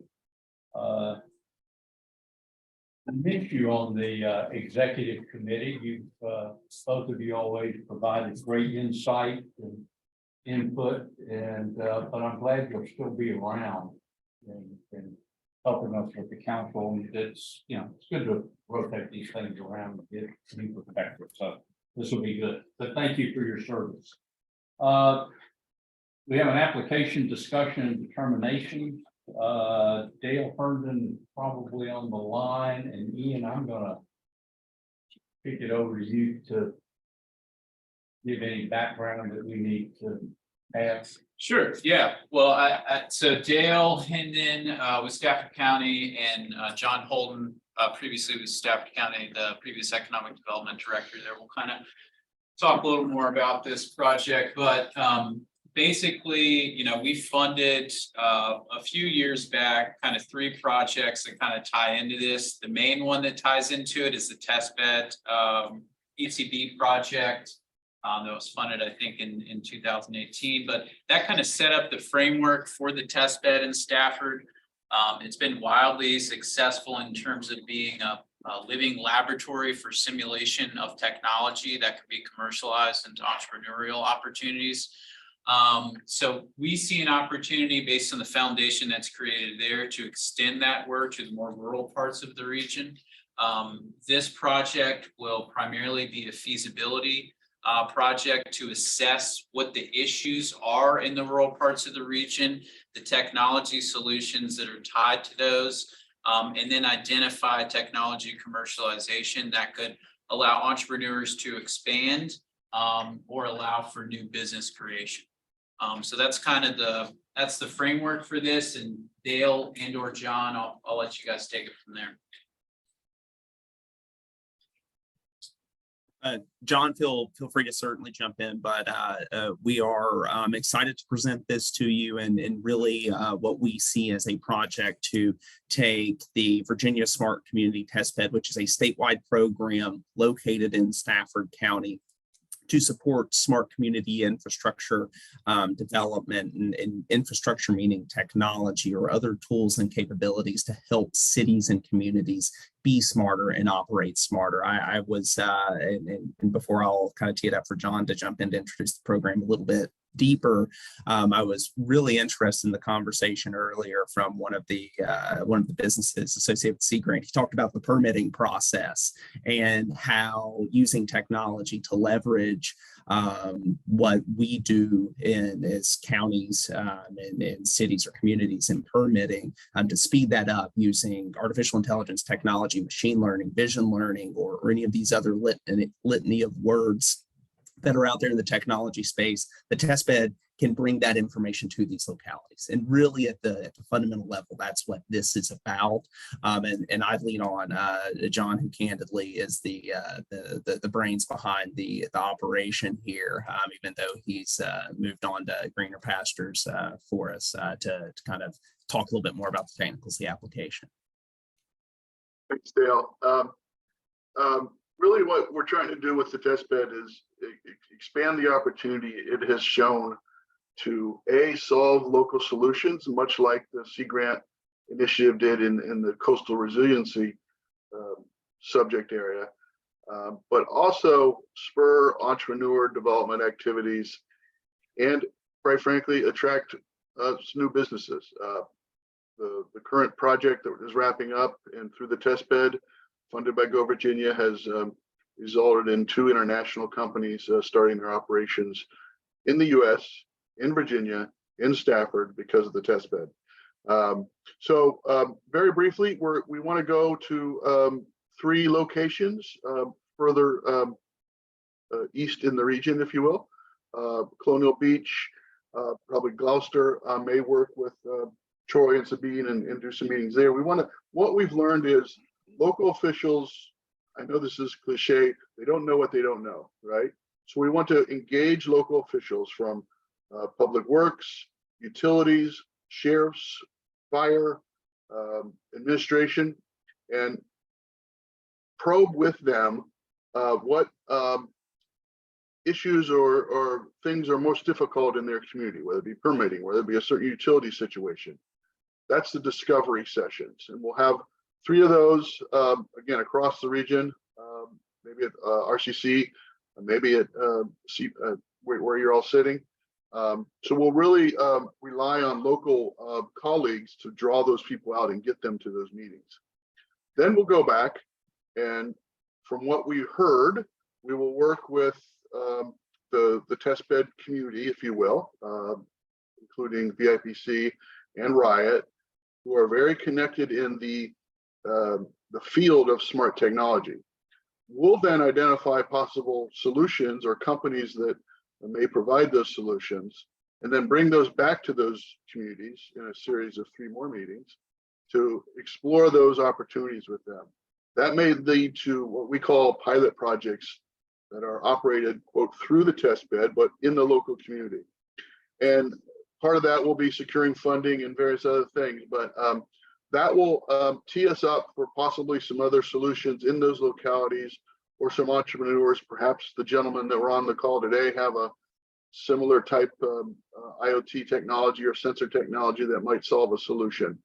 And at the end of the day, we'll have those following project planning solutions. And of course, as an enhanced capacity planning project, we'll present recommendations and report as to possible next steps. to really continue to engage this. Of course, we'll be working with or inviting FRA and how that evolves. So it'll be part of that whole entrepreneurial system as well. And I want to give another shout out to Troy and Sabine for helping us kind of connect two ends of the region with similar issues in different, what you might say, sectors, whether it be coastal resiliency and flooding or smart city or smart community technology. So I'll stop there and we'll be glad to take any questions. Who were the council members who reviewed this? Jackie and Lisa. Lisa, okay, do you have any comment? I think that Dale gave a really good example of the mouse trap or something that really, I think, if, I don't know if he could tell it again, but I think it made sense. You know, there are needs that we don't know that we have, and this is just an opportunity to explore the solutions to those. I think we both agreed that it was a good project. Lisa, do you have any comment? No, I echo what Jackie said. That it sounded like a really good project and a great assistance to localities and public works departments. Question. You also, I'm just wondering, a suggestion, I want to make sure you guys also talk to the broadband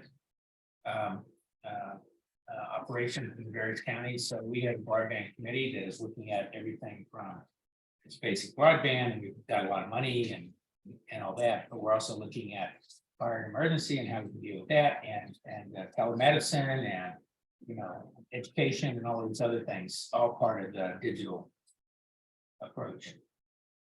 And each county has a slightly different structure for dealing with the new broadband money. Does that make sense? Yes, sir, that does.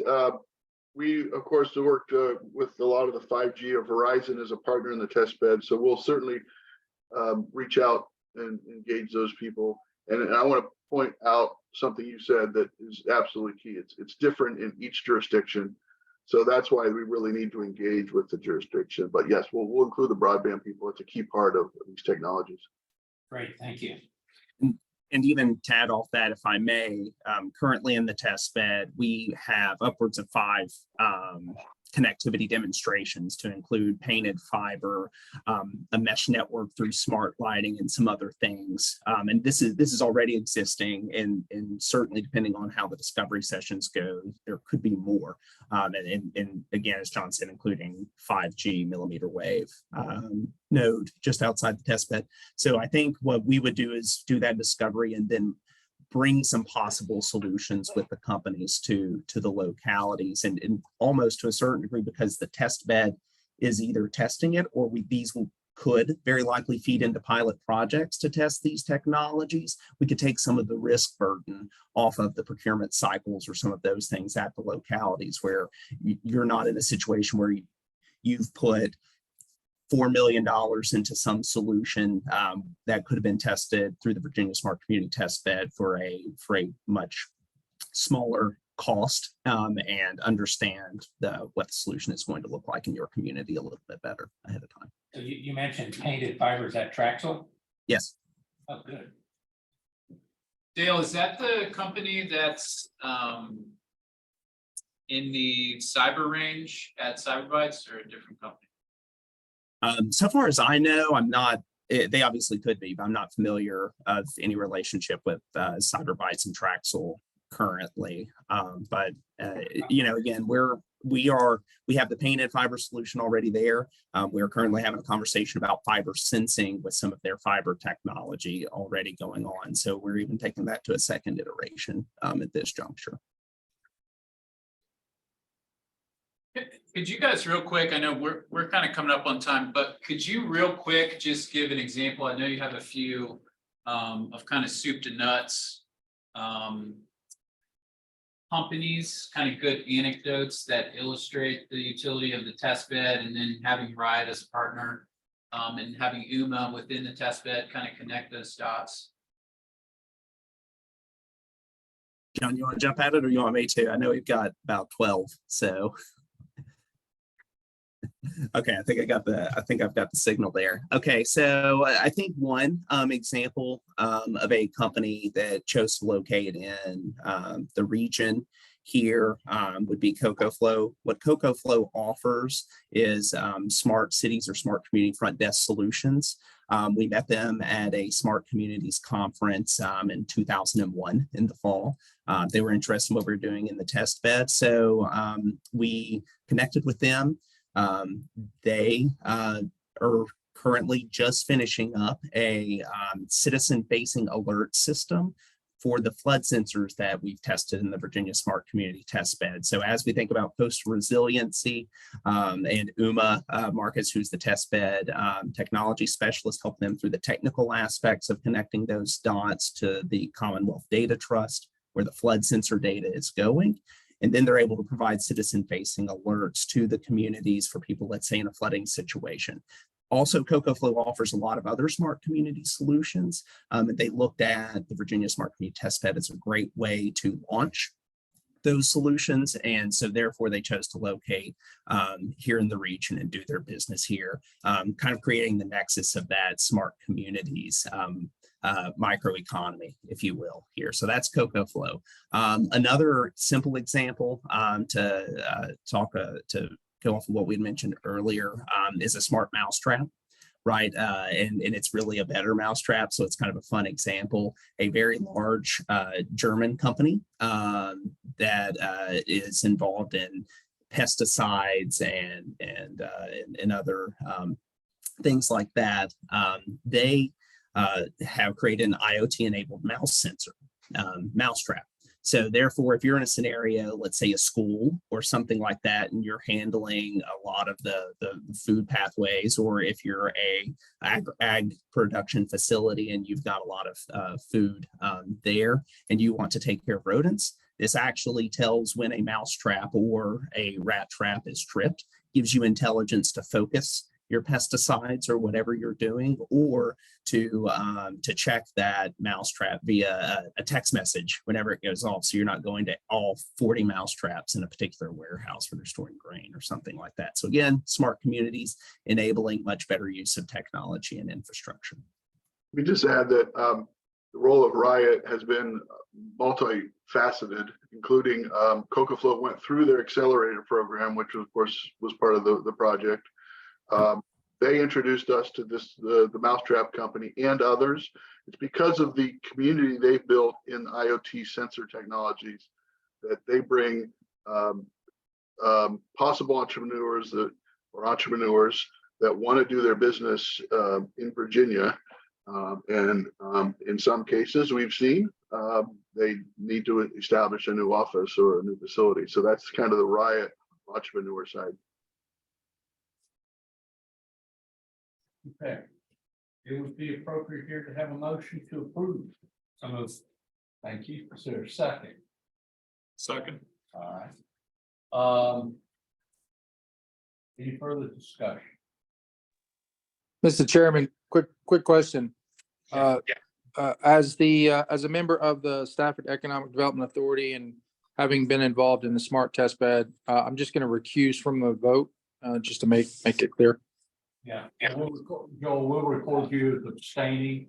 John, I know y'all wrote a letter of support and you're the chair of the EDA. Yeah, so I don't know whether that's rises to the level of needing to abstain or not. So Be safe, I'll abstain. okay. Well, let me also ask, Dipsy, we're funding part of this, but you're not part of Dipsy. Is that Correct. No, yep, not a part. right? Okay. All those in favor, please say aye. Aye. Any opposed? None opposed, 2 abstentions. All right, thank you. Thank you all. Thank you all. Thank you. All right, Ian. We got a couple of updates. Yeah.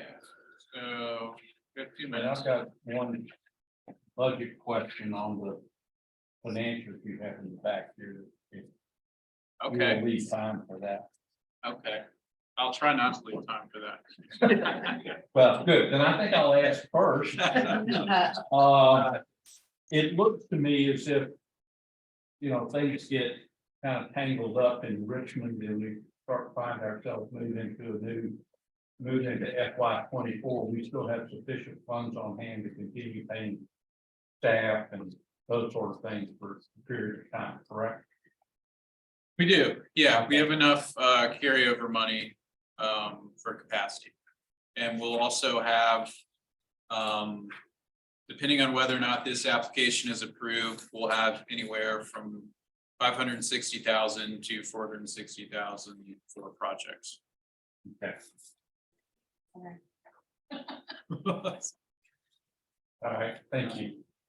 Yeah. Yeah, so I just put, we put the growth and diversification plan update on here. We're required by code to update that this year by October. Just want to bring that to your attention. What we had talked about internally, we put some money in the budget for FY 24 to have a consultant come in and do kind of a strategic planning retreat with the members of the council with the goal of updating the G&D plan.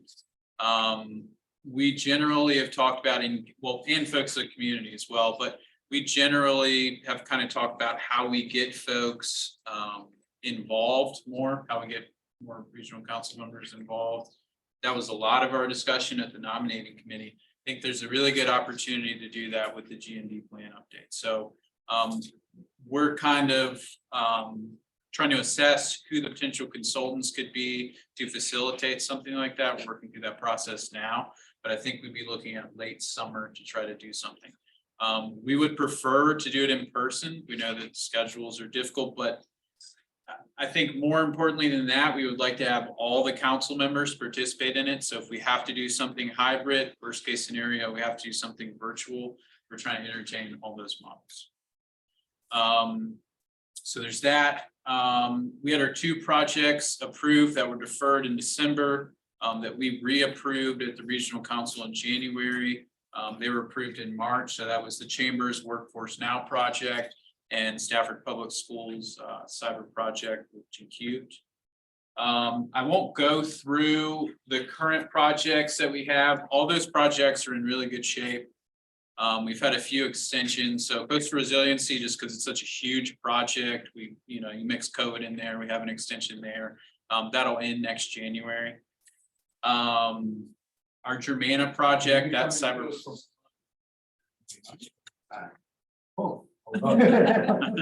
Probably more time, it sounds like. Hey, yeah, just more time now. I'd love to give you more money, but and then the Germana project, that's a cyber project as well.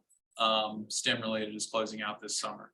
All the other projects are in good standing. In terms of pipeline, I won't really go, well, I will, because we don't have that many. We have just enough that I have time to go through. So we have a few site development projects. So with Stafford and King George, the Stafford Regional Airport, we're looking at developing that potentially in tandem with Region 6. That would be a large project that would include hard infrastructure to the site. So there'd be a lot of funds involved in that. So we're trying to convert that to a statewide because they share the airport commission with Prince William, which is in Region 7. And then King George, they're looking to develop a second industrial site off it through. We also have an accelerator project kind of in discussions about. The King George is taking the lead on with the Virginia Black Business Directory as a partner on that. They function as a chamber for Black businesses in Virginia. So we think that's a really good program. The aquaculture workforce project, that's the ECB that we funded. Chesapeake Bay Governor's School, Virginia Tech, involved in that project. We see that transitioning to an implementation project this fall. That'll probably come to us or to you guys this summer. And then we've been talking with Bill Walton here at VIMS about doing kind of more of a cluster scale up for aquaculture where we look at innovation and technology adoption. And we're looking at including Region 5 on that, particularly the Eastern Shore, so that'll be statewide competitive as well. And then With Louis site development project, the West Point site, that was approved at the state level. We had an issue with whether or not some of the match was eligible, but we've been working with him on trying to figure that out. So we're working on that now. All I got. Thank you. Do you want to, or Sarah, give us the logistics for the rest of the afternoon? There is lunch, barbecue right out here in the water, and then we will be, I believe, I'm gonna pick it over to City and letting y'all the logistics of the tour. But after lunch, there's an optional tour. Yeah. That one.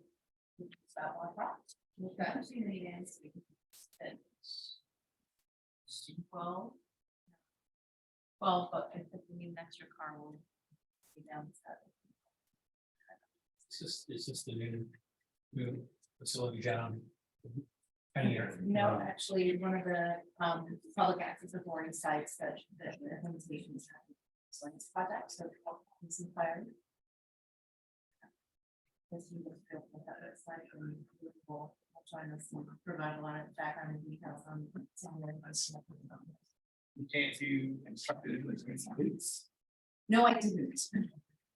Hey, We'll that'd stay be on a the little hard, money. we'll stay on the hard map. Not a whole lot of hard path down there. I know. There's that, you know. Yep, on the road, good point. Yeah.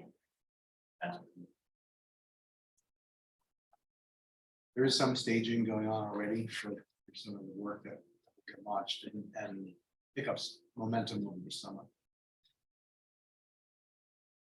All right, thank you. We will stand adjourned.